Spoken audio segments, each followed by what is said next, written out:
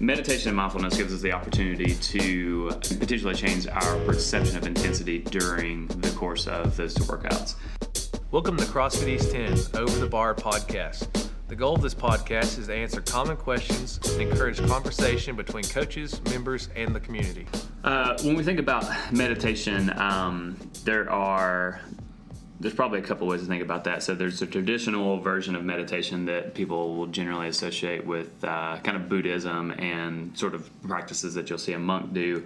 And then the more common way to approach that is mindfulness, is just a more kind of general approach, which is what you'll see a lot of kind of apps and books and current market talking about when it comes to that. And there's not a dramatic difference. Meditation, I think a lot of times is going to be a little bit longer practice or longer duration as you think about it, versus mindfulness is generally going to be something that can either be very, very short, probably 30 seconds and below, even up to maybe 10 minutes or so. And then if you get past that point, you're trying to define the headspace that you're getting into as we think about meditation and what that would look like. So as far as implementing that as a practice, meditation absolutely, or mindfulness absolutely have a place within CrossFit, even though it's constantly varied functional movements at high intensity, and that's generally what we associate with CrossFit. It's just the intensity aspect. If you talk to anyone out in the street that's even heard of CrossFit, they're generally going to think like the workouts you're doing are just the most intense workouts that you've ever done. And in some cases that might be the case, but that's not what we want to have all the time. So meditation and mindfulness gives us the opportunity to change sort of our headspace, change our ability to respond to intensity, and can potentially change our perception of intensity during the course of those two workouts. So meditation or mindfulness, generally what you're trying to do is you're trying to find a spot within your headspace where you're not thinking about anything other than the task at hand. So if we're specifically talking about a CrossFit workout, we're not thinking about something being difficult. We're not thinking about something being hard. We're not thinking about how heavily we're breathing. We're not thinking about the effort or the discomfort or potentially the pain that we're in. You're trying to focus solely on the task at hand, clear your mind of everything else. And then that would be the case outside of the workout as well. Let's say you're coming down from the end of a day of work, or you're waking up and you've got a busy day ahead of you. You're giving yourself the opportunity to clear your head, think very specifically and solely upon what is the task that you have at hand, but also be able to sort of take yourself out of that position as well. So in a lot of ways, I think that doing this sort of practice before a workout, if we're thinking very intentionally about how does this pertain to what we're doing at CrossFit, is going to be your best option. The reason for that is it gives you the opportunity before you go into a workout, whenever we typically have sort of that anxiousness or that anxiety about whatever we're getting ready to do.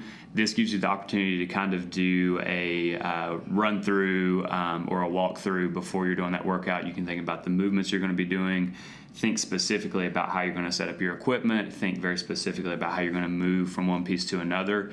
And it gives you the opportunity to strategize, and it removes those feelings because you're not actually going through it in that moment. You want to be able to try to picture or visualize a little bit of that to go along with it, but giving yourself the opportunity to just really think through intentionally, what is this going to look like? What is this potentially going to feel like? Can help you approach that workout and understand what you're going into and give you a better response when you're actually in it. So doing that stuff pre-workout is going to be a lot of value.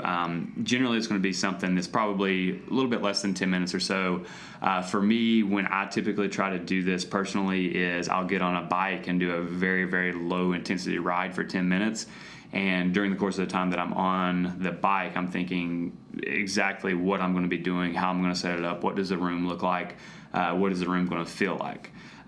So for me, I usually do that without any sort of prompt, without any sort of music, without anything going. I just try to look at solely what am I doing and try to focus very intentionally on that. One of the tools that kind of helped me do that is probably, I think before the Open last year, so the 2017 Open, Brute Strength had Justin Sua, who is kind of a mental coach that works with a lot of professional organizations, and I think I'd mentioned him before, but they had him do a kind of mental warm-up is what he called it, and it's basically just 10 minutes of walking through, what am I going to be doing? What is this going to feel like? How do I prepare myself for that? And they actually have that available on their website that you can download and listen to. So download onto your phone, have it available on the website, whatever the case that would be.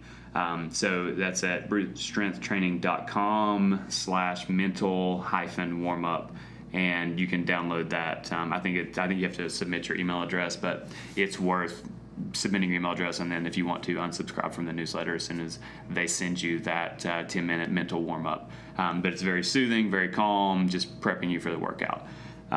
So that's generally when I utilize that, but it also has the potential to be very valuable post-workout in the sense of giving you the opportunity to reflect upon what you've done. Really think about what did you do after you've done it, and what could you change, what could be different, and then before you get into a journaling practice or something like that, you can think through it once you've put yourself through that position again, instead of just thinking like, I did terrible, I did really well, whatever that case might be. Just understand what actually happened, and then gives you an opportunity to reflect upon that before you further reflect in a journal as you're putting down what you've done. So the actual practice of those two options, I think, can provide a lot of value. And as we think about getting into recovery and that sort of stuff, bringing your mind down from that mental state, getting physically out of that, calming your breath, being aware of what you're physically feeling and understanding whether it was really pain that you went through or discomfort, and discerning what those two differences are can help bring value to your following workouts. So those are generally going to be the ways to do that. And then if you're thinking about how do I get into meditation or mindfulness, or how to get into these practices, you've probably got a couple of different options to go there. So there are several apps and apps that I've either used or have recommended to people that can help you get into that practice. The one of which, and the most common of which, is going to be Headspace, is the name of the app. And it gives you a 30-day free trial of basically everything that they offer. The first 10 sessions, you have to follow a very specific path, just because the creator wants you to understand what you're getting into. And then after that, you have the opportunity to go down multiple paths, whether that's going to be sleep, preparing yourself for bed, competition prep, sports prep, kind of like calming you from an anxious stage. They have a lot of different stuff that you can do. It's a really well-designed app, has multiple different paths, and there's a cost for the app after you get out of the free trial phase, but they keep those 10 initial blocks of mindfulness available post trial ending. So if you didn't feel like you needed to go down one of those paths specifically, or didn't particularly enjoy what you were seeing, you can still utilize those 10 even without being a subscriber or something like that. And I want to say the cost is like $10 a month or something like that, but I know that whenever I was on the verge of like subscribing or not subscribing, they said a bunch of like promos where it ended up being like $60 or $70 a month, so about $5 a month to have access to all of those different paths is what you're looking at. Calm is another app that's very similar to that. It's going to be a little bit more, a little bit less guided. Headspace can be very much, can make you feel like you're being, your hands being held very frequently as you're doing that. Calm is a little bit more open as far as the experience and the opportunity with that, and same kind of situation as far as subscribing or not subscribing. So those are the two apps that I most frequently recommend. They're going to be available kind of on all devices. The next of which would be to just kind of go on YouTube and search for mindfulness or meditation, or just how-tos on that. The one that I found that's most, I'll say, accessible and useful is Sam Harris, who is a writer, a speaker, author, has done a lot of different stuff like that. And those of you may be familiar with his view on things, this has nothing to do with that. So no matter on which side of that you kind of fall, it's just basically an 8-minute video that walks you through meditating. And it's something that can be used over and over and over again. So it's not something where it's like, this is how you do it and then move on from here. It can guide you through that. So you can utilize that solely as your meditation practice or mindfulness practice and go down that path. And then he has about a 2-hour podcast he did with a guy who's very, very heavily into that mindfulness practice and meditation that really goes deep into that. So the Waking Up podcast with Sam Harris, is the name of that podcast. So you can search for that one or Google it, and you should be able to find that pretty easily if you want to get into like the deep parts of what does mindfulness and meditation look like. And then the other option would be the creator of Headspace has written 2 or maybe 3 books, one of which is even for kids about mindfulness and meditation, and kind of, again, a little bit more data-driven, a little bit more explanation of the practice and sort of interpreting it for yourself and turning that into a practice that you can utilize on your own. But Andy Puddicombe is his name, Puddicombe is the last name. He's British, so whenever you get the Headspace app, he does all the voiceovers and stuff for that. So if you are okay with that accent or enjoy that accent, that would be a really good option for that reason. But as a writer, he's really well written. He's got a doctorate, has really worked to bring this into kind of a more accessible realm for a lot of people, and has done a lot of work to make that accessible as we think about the other apps and the sort of development that's going along with that. So he's a really good resource to utilize and kind of get into that practice, especially if you want to define what that looks like on your own. So there's 3 different paths, just kind of which way you feel about it. You know, the YouTube path's going to be very accessible, free, as long as you've got data or you're connected to Wi-Fi. The apps are going to be a really guided way to do that if you don't want to necessarily get into researching it, but you don't want to have something that's very open like the YouTube path. And then the books are going to be able to give you a really good kind of background in what am I doing, why am I doing this, and then help you interpret that on yourself. So depending upon your style of learning, there's several different options there, and then you can really define how does that look and how does that really impact my ability when it comes to working out, and then what is my relationship with that in relation to my fitness and with CrossFit and with all of those other topics and subjects. A lot of people think, whenever they think meditation and mindfulness, that, you know, you got to go to a dark place, quiet, close your eyes, and like zone completely out. Yeah. You said that you're able to just kind of zen out on a bike. Yeah. And that's just more or less just mental blocking things out. Mm-hmm. And the other thing is there a place for meditation after a workout? Because I know that on the last one that we talked about recovery, you had talked about breathing and just being aware of that to get you into recovery a little bit quicker. Is there a place for meditation after a workout? Yeah, so I talked, I guess, just briefly about that before talking about the journaling and stuff. So in both of those regards. So just go, I guess, a little bit deeper on the mindfulness thing. So mindfulness, the portion that I mentioned as we think about, you know, that less than 30 seconds, we'll say. One of the things that you can do as just kind of a practice that you're doing on a day-to-day basis is take, let's say, a Post-it note, or if you've got stickers, like if you've got kids or something like that. And what you want to do is put them, I'll say, kind of strategically around your life. You know, so if you are typically stressed out whenever you leave work, or you know that you've got anxiety about something as you go into that, you can take that Post-it note or that sticker and stick it, let's say, to the dashboard, to the center of the steering wheel, somewhere you know that you're going to see it, but it's not going to be like in the way. And what that does is, and what you want that to represent is almost like a totem, where you see that thing and you take, as soon as you see it, you take 10 seconds, you breathe, you calm yourself, a couple of deep breaths, and you just basically say, what am I doing? You know, and that's not to say like, what am I getting ready to do? You know, all that sort of complex stuff. It's literally, what am I doing right now? So, you know, if you're in your car and it's in the middle of the steering wheel, what am I doing? I'm sitting in the car. You're blocking all of the other stuff out of your head. You put it at home, you put it on the fridge so that it kind of sticks out from the other stuff. You know, if you've got magnets or your kids' stuff up there, pictures, whatever the case might be, you put it up there, and that's a reminder that at that moment, what am I doing? And you're just really trying to give yourself the opportunity to free your head from all the stuff where you're feeling kind of anxiousness, discomfort, anxiety, concern, all of those kind of pieces. Really trying to integrate this into something where it's not like, okay, it's 8:55 p.m. I've got to go to bed at 9 o'clock, so I've got about 10 minutes. Let me do this before I go to bed. But you're still like coming down from the day. You want this to be something that is just purely a part of your day.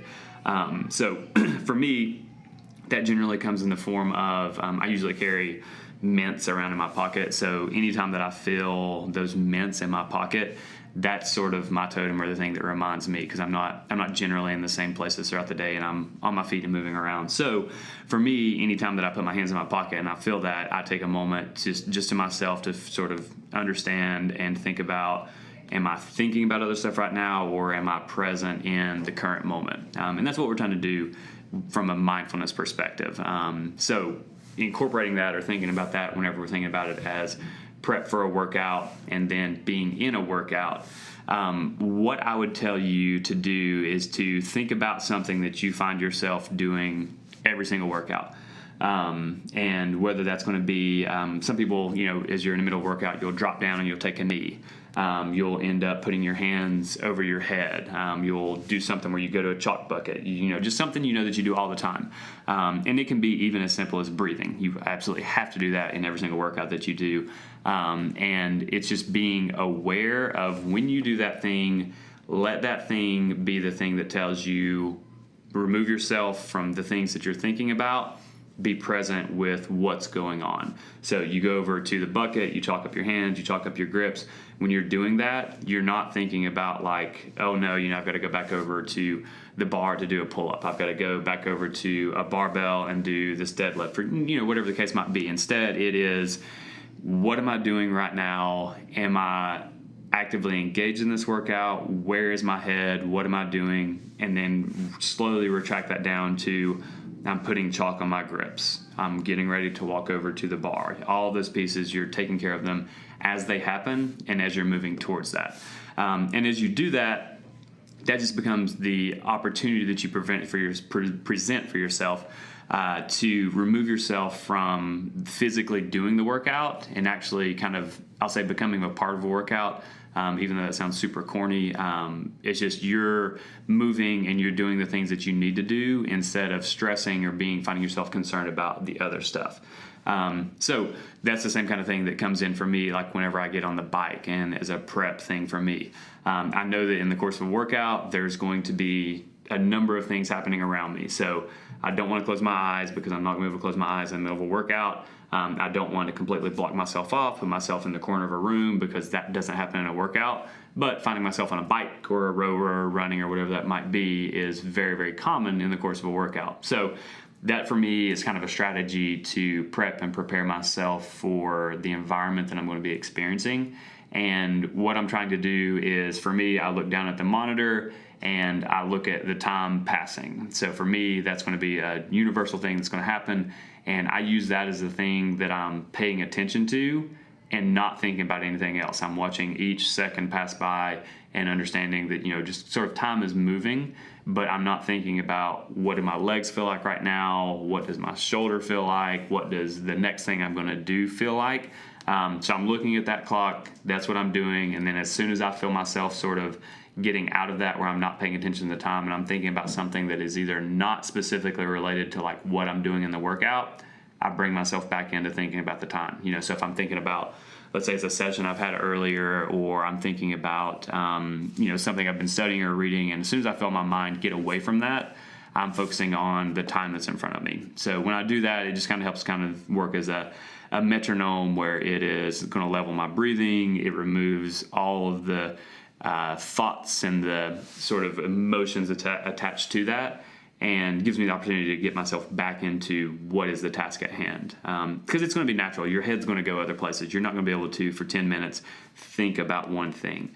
Your mind is going to go other places, and that's there to sort of bring you back in and reel you back into what am I doing right now. So from a mindfulness perspective, that's what it looks like on an individual basis, and how you want to sort of incorporate those things day to day, as well as getting yourself prepared for a workout. And then post-workout, the way that you want to do that. So as I mentioned before, as you're thinking about what did I do during this workout, you're thinking about it in the sense of what is the result that I've just attained, whether that is a score, whether that is a weight, whether that is whatever it might be. And you're thinking about that not in the sense of, is that terrible? Is that great? You're thinking about it as literally, this was my score. What did I do to get there? And as you're doing that and you're focusing on those pieces, you're removing yourself from, again, the emotions attached to, did I do great? Did I do poorly? And you're thinking about what were my actions and letting that be the thing that you're sort of working through. And then that's where the breathing comes in. That's where that sort of piece comes in. So again, going back into kind of the recovery portion of that, during the walk that I do after I work out, that's what I'm doing. So for me, that again functions as a mindfulness practice where I get out, I don't have headphones on, I don't have my phone on me, I'm out, I'm walking around, number one, to get the sun, all that sort of recovery stuff we talked about. But number two, it gives me the opportunity to think through what I'm doing before I'm like trying to deeply reflect on that and getting into sort of the deep practice that comes along with journaling and reflecting upon what I've done. It gives me an opportunity to really think about what I've done. It encourages blood flow, helps level your breathing instead of you just sitting in a pile in the corner of a room or laying on your back and getting into these sort of positions that you're not consistently going to be in and just sort of straining to continue to recover. This starts that practice. So as I'm walking around, the things that I'm thinking about, obviously, like I said, is kind of breaking down the workout. What was I doing? But I'm trying to pay very close attention to just kind of what's happening outside in the world around me. So what does this day look like? What does the parking lot look like in front of me? What do the trees look like? All of that sort of stuff that becomes like touchy and feely, and people will attach to kind of meditation and just being, like you mentioned, locked into a room. You got to have the shroud up over your head, just breathing and all the ohms and all that sort of stuff. Take that out of it, because that doesn't necessarily have to be a part of that. It can absolutely be a part of it, but that falls very, very on the far side of what this can be on a day-to-day basis, and can at that point touch on kind of some religious practices and things like that. And instead, we want to look at how do we incorporate this into what we're doing.